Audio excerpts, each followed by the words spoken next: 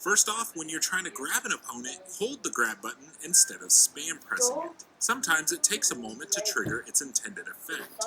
Use it wisely though, as holding the grab button does make you run a bit slower. When chasing someone, try to predict where they're going based on the other chasers versus just blindly following conga line style. You all run at the same speed, so shortcuts are a must. Avoid clusters at all costs. The worst thing that can happen in Fall Guys is getting stuck in a cluster. You can try and wait it out and look for an opening, or of course just try to stay ahead of it.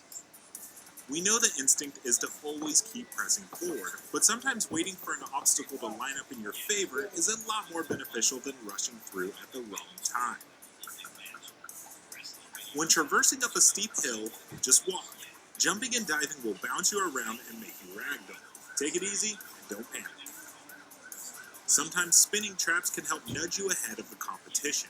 It's a risk versus reward situation, so use it if you need it. Only dive when necessary.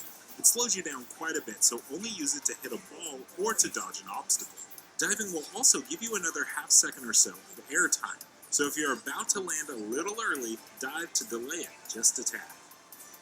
In games like DoorDash and Tiptoe, sometimes it's best to stay back and let your opponents figure out the puzzle. It's better to enter the correct door slightly later than to be the first one to jump headfirst into a fake door. We know it's obvious, but when you're in a race, it is crucial to try to pull ahead as early as you can.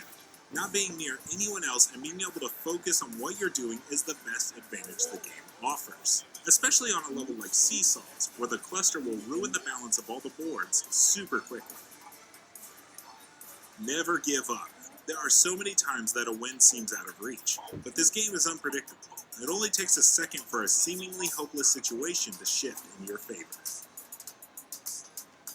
In games where you have a tail or are trying to not get jinxed, instead of wildly running around, sometimes just finding a good hiding spot is best, or try to get yourself inside of a hammer to give yourself a little shield. Sometimes taking the lonely road less traveled is to your benefit. A slow route can still be faster if there are fewer people on it. Slow and empty is much safer than fast and messy. When playing Fall Ball, try to balance your offense and defense. It's great to have most of the team trying to score a goal, but never underestimate the power of having one or two goalies on standby. In rollout, only jump when necessary.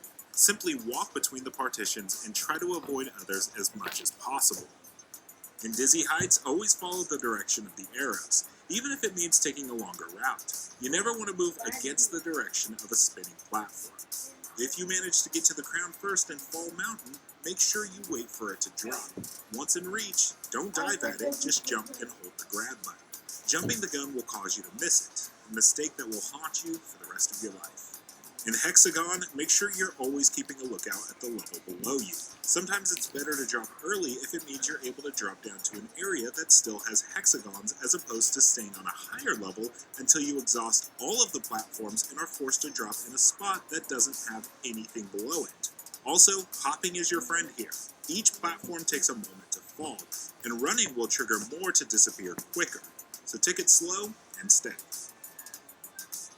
Lastly, whatever decision you make, whether it's to be patient or to go for it, you need to commit to it. There's almost no room for hesitation in any of the minigames, so make a choice and